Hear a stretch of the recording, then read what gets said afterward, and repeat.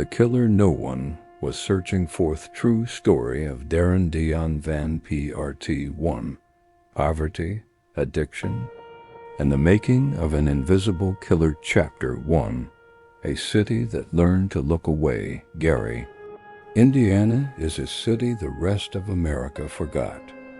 Once built on steel, it collapsed into unemployment, abandoned neighborhoods, and silence. Entire blocks stood empty. Sirens were common. Hope was not in places like this. Violence blends into the background. That was the environment in which Darren Deon Vann learned how to disappear. Chapter 2a. Life without direction. Darren Vann was born in 1978. His childhood was marked by instability, poverty, frequent moves, lack of supervision. There was no clear record of early intervention, no consistent structure, no safety net. As a teenager, Vann drifted. As an adult, he never settled. He held short-term jobs. He moved constantly. He developed a serious heroin addiction. And slowly, his life began to orbit around desperation. Chapter 3. The Predator's environment. Vann did not stalk affluent neighborhoods. He did not hunt invisible places. He targeted women who were homeless, addicted, engaging in survival sex, disconnected from families, women whose disappearances would not trigger immediate searches. This was not coincidence. This was strategy. Chapter 4. How he chose his victims. Vann approached his victims offering drugs, shelter, money, temporary safety. He presented himself as help. For women living day to day, the risk felt acceptable. For Vann, the risk was minimal. Chapter 5. The first killings, the early murders were quiet. Strangulation, indoor locations. No witnesses. Bodies were left behind or abandoned in places already associated with decay. Some victims were never reported missing. Some names were known only through forensic work. Each successful murder reinforced a dangerous truth. No one was looking. Chapter 6. Addiction and violence. Vann, like many serial killers, Vann was not driven by fantasy or ritual. His killings were intertwined with substance abuse, financial desperation, control. Violence became transactional. Not emotional, not symbolic. Efficient. Chapter 7. A pattern. No one connected between Indiana and neighboring states. Women vanished. Different names, different streets, different years. No central database connected them. No task force emerged. The system treated each disappearance as isolated. Vann depended on that. Fragmentation. Chapter 8. Living among the dead. Vann continued his routine life, using drugs, sleeping wherever he could, blending into neglected neighborhoods. He was not charismatic, not intelligent, not impressive, which made him dangerous. He never stood out. Chapter 9. The First Kraken. 2014. One woman escaped, injured, terrified, alive. She went to the police. And for the first time, someone listened. Chapter 10. A name finally spoken. Survivor identified her attacker. She provided details, descriptions, locations. For the first time, investigators had a name, Darren Deon Vann. And once they started looking, the silence broke. Part 2. Arrest, confession, and the bodies the system missed. Chapter 11. The survivor who refused to disappear. Woman who escaped. Darren Vann was not supposed to live. She had been beaten, strangled until she lost consciousness. left believing she was dead. But she woke up in pain, disoriented, terrified. She did something most of his victims never could. She went to the police. This single act unraveled years of silence. Chapter 12. An arrest without resistance when police located Vann. They expected denial. They did not get it. He was calm, compliant, almost passive. There was no chase, no fight, no dramatic moment. He allowed himself to be arrested like a man who knew the story was over. Chapter 13. The confession that would not stop inside the interrogation room. Something unexpected happened. Vann began to talk, not cautiously, not selectively. He confessed. Then he kept confessing. One murder, then another, then another. Detectives watched as the number grew. Chapter 14. I killed more than you know. Vann described the murders in flat, unemotional language. Strangulation, indoor locations, no witnesses. He admitted to killing women across Indiana, Illinois, Ohio. Some bodies had been found. Many had not. He told detectives something chilling. There are women you'll never find. Chapter 15. Mapping the deed. Investigators followed Vann's directions. Abandoned houses, empty lots, forgotten buildings. In several locations. They found remains. In others, nothing. Decay, animals, and time had erased evidence. Vann did not appear disturbed by this. To him, it was expected. Chapter 16. The system's blind spot as detective reconstructed timelines. A disturbing pattern emerged. Many victims had no missing persons reports, had no active family searching, had transient lifestyles. Some were known to police only by street names. The system had not failed to catch a killer. It had failed to notice the victims were gone. Chapter 17. Why he was invisible. Vann did not rely on intelligence. He relied on conditions, poverty, addiction, neglect. He knew where police attention ended, and he stayed there. Chapter 18. The media finally notices. Once arrests were announced, headlines followed. Serial killer arrested. Dozens of victims possible. But for families of the dead, the attention came too late. Years too late. Chapter 19. How many were there?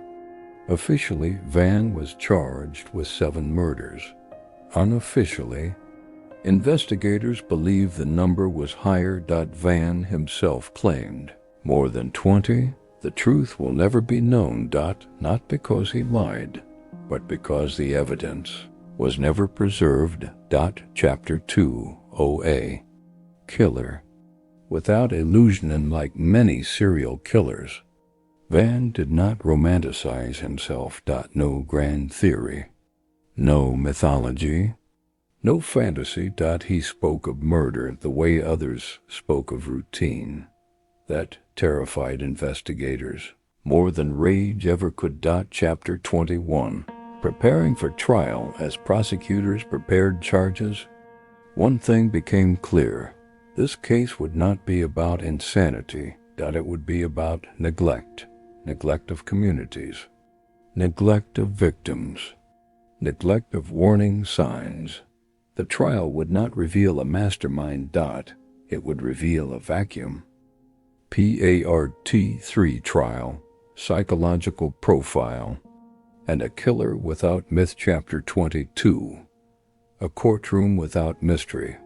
When Darren Vann's trial began, there was no suspense about guilt. The evidence was overwhelming. The confession was detailed. The survivor's testimony was devastating. This was not a courtroom. Searching for truth. It was a courtroom deciding how much truth could be proven. Chapter 23.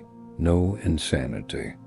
Defense. Unlike many high-profile serial killer cases, Vann's defense did not center on insanity. Psychiatric evaluations concluded he understood his actions.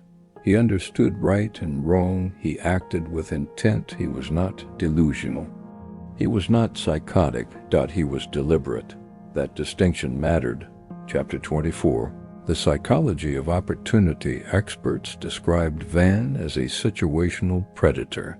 He did not plan years in advance. He did not collect trophies. He did not follow ritual. Instead, he exploited access, vulnerability, invisibility. His violence emerged where resistance was weakest and oversight was absent. This made him more dangerous than a fantasist. Because he adapted. Chapter 25. Control. Without sadism, testimony revealed something unsettling. Vann did not display classic sadistic behavior. There was no prolonged torture, no obsession with suffering. The killings were about control and disposal. Strangulation was efficient. Silence was necessary. Speed reduced risk. This was violence stripped of spectacle. Chapter 26. Addiction as accelerator. Not excuse. Heroin addiction featured prominently in the trial. Defense attorneys argued it impaired judgment. Prosecutors countered. Addiction did not create the murders. It removed restraint. The court agreed. Vann used drugs to numb himself, not to justify killing. Chapter 27. The women in the shadows. Victim impact statements were the emotional core of the trial. Families spoke of daughters, sisters, mothers, many of whom had struggled with addiction, but were still loved. Some families were hearing details for the first time. Others had waited years without answers. For them, the trial was not closure. It was confirmation of abandonment. Chapter 28. How many will never be named. One of the most disturbing elements was what the court could not address. Unidentified victims, missing remains, unverified confessions. Prosecutors chose charges they could prove, not charges they believed. Justice became limited by documentation. Chapter 29. A killer. Without a persona. Vann never tried to craft an image. No letters, no interviews, no courtroom theatrics. He sat quietly, listened, occasionally nodded.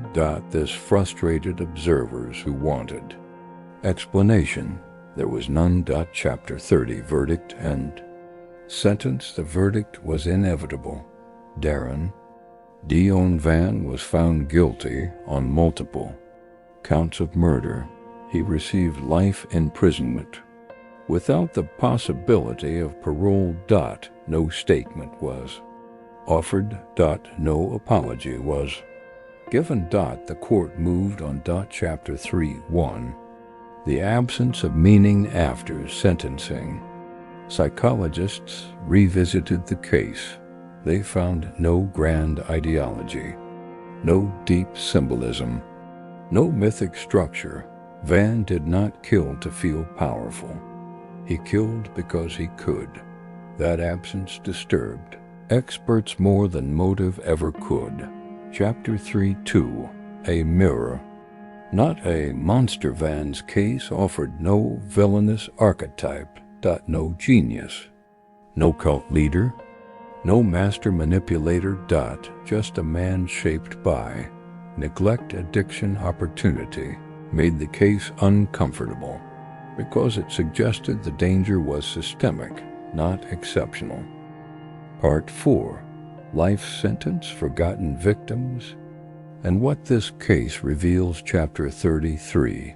Life without an ending. Darren Deon Vann was sentenced to life in prison without the possibility of parole.